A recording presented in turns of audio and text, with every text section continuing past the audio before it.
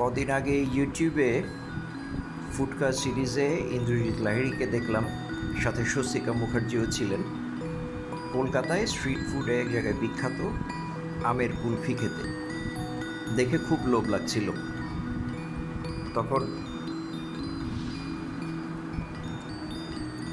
আমাদের জি স্পাইসের স্বত্বাধিকারী বেগম খালেদা আক্তার জিপসিকে বললাম যে এরকম একটা ভিডিও দেখেছি আমের কুলফি, দেখে খেতে খুব লোভ হচ্ছিল। তো উনি অপাঙ্গে তাকিয়ে খুব এক ধরনের অভিমানের সাথে বললেন, তোমাকে খাইয়েছি, ভুলে গেছো? আমি বললাম, কখন খাওয়ালে? অনেক আগে 2014 সালের দিকে একটা সময় বললো। আমি বললাম, 11 বছর আগে একবার খাওয়ালে কি মনে থাকবে? আরেকবার খেলে না হয় বলতে পারবো। তখন 2014 সালে তো জি স্পাইসেরও জন্ম হয়নি, সেই চিন্তাও ছিল না।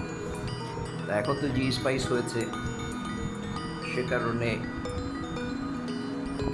আমরা খেয়ে নতুন করে একটা ভিডিও বানাতে পারি। টেক্সচারটা কি চমৎকার!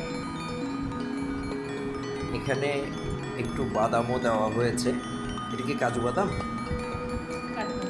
কাঠবাদাম দেওয়া হয়েছে।